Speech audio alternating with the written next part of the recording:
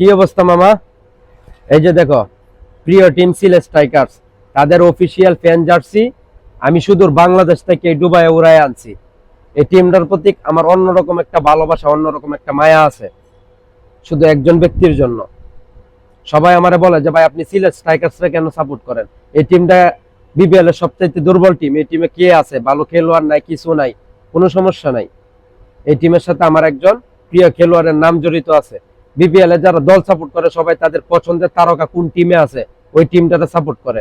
আমার পছন্দের যে তারকা আছে, যারা দেখে আমি বাংলাদেশ ক্রিকেটের ফ্যান হয়েছি, যার খেলা দেখার পরে বাংলাদেশ ক্রিকেটের খেলার প্রতি আগ্রহ বাড়ছে, সেই প্লেয়ারটা এই সিলেট স্ট্রাইকার্সের সাথে জড়িত আছে। শুধু আমার না, যারা বাংলাদেশ ক্রিকেটের ফ্যান, যারা ক্রিকেটকে ভালোবাসে, সবাই তারা এক নামে চিনে, সকলের প্রিয়। তারে নিয়ে কেউ ভাগাভাগি করবে না, সকলের প্রিয়, সবাই এক নামে চিনে, সকলের বড় ভাই। বিপদে আপদে বাংলাদেশ ক্রিকেটের পাশে সবসময় থাকে।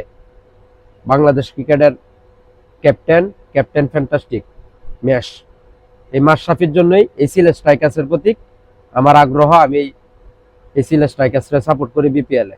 তবে সিলেটের যে পরিস্থিতি, সিলেটের যে হাল, এখন 3টা ম্যাচ তারা হাইরে গেছে। সিলেট ফ্যানদের সকলের বিশ্বাস, যদি মাশরাফি এই টিমের সাথে যুক্ত হয় তাহলে টিম অনেক শক্তিশালী একটা টিম হবে। এবারের টিমটা সত্যিকার অতি শক্তিশালী, সবকিছুই পারফেক্ট, শুধু একজন ভালো ক্যাপ্টেন নাই। বাঙ্গারুঙ্গা প্লেয়ারদের কাছ থেকে কিরকম পারফরমেন্স বাইর করতে হয় এটা মাশরাফির দ্বারাতে সম্ভব। যদি মাশরাফি যুক্ত হয়, আমার বিশ্বাস, সিলেট ফ্যানদের বিশ্বাস, এই সিলেট স্ট্রাইকার্স সেই ফাইনালে যাওয়ার ক্ষমতা রাখে।